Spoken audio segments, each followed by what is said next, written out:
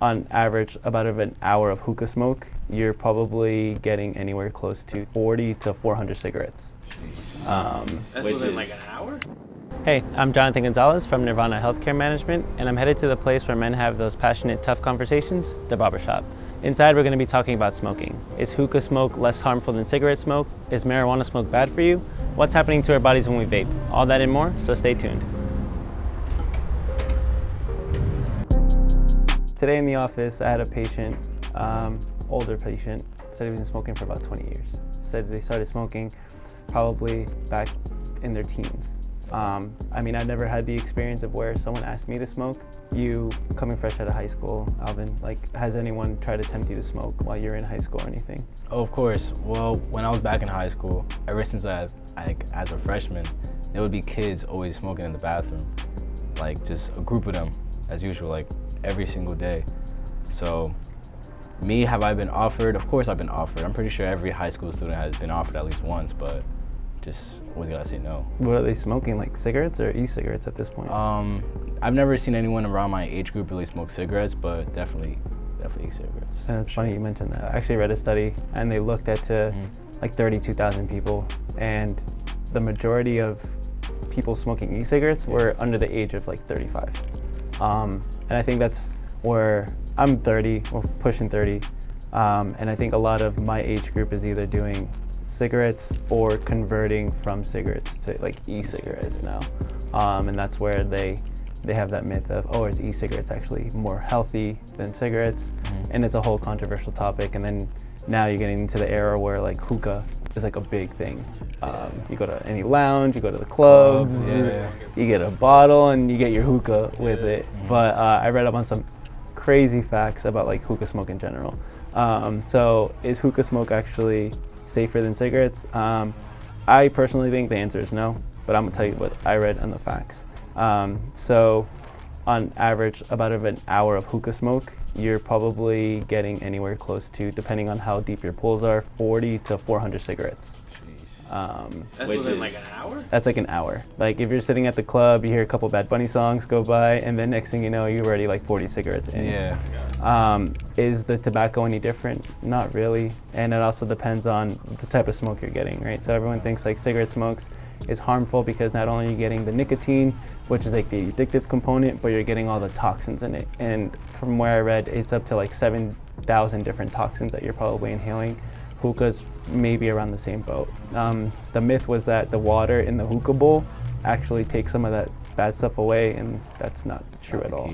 Yeah, you're actually getting 70% more nicotine, 36 times more carbon monoxide. That's ridiculous. Yeah, and I mean, till this day, I've been to barbershops before where they have hookahs, so I don't know if you have your hookah laying around here. I guess Wrong shot.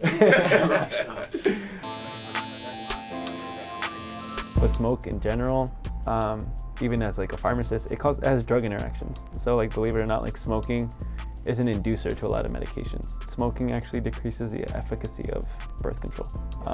So females who are out there taking birth control, smoking cigarettes or smoking in general, their birth control may be less effective. So what can it do to the baby inside?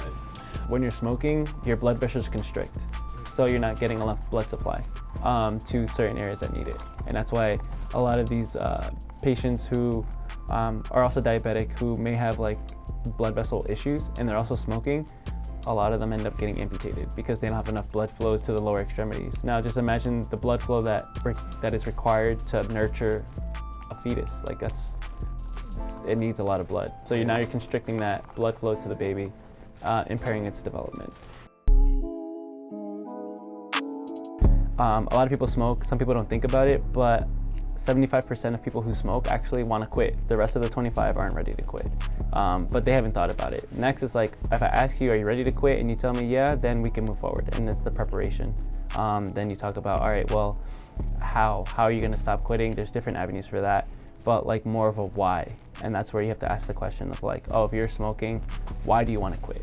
But there are different methods to quit. So at least in the pharmacy, and your pharmacist can actually help you, there's nicotine replacement. So there's the patches.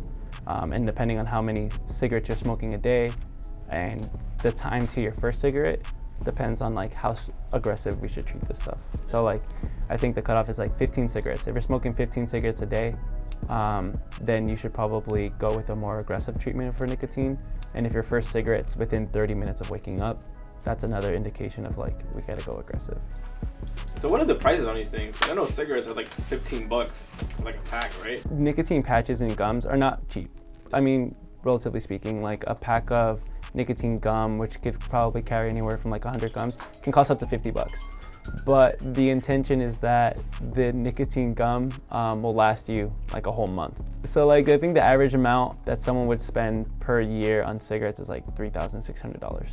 That's a lot. So like, just imagine that over the course of like 10 years. Yeah. Like, that's a lot of money you could possibly save just by stopping to smoke. Yep. Now, versus the amount of money you're probably gonna spend on the nicotine replacement is pennies compared to that, essentially.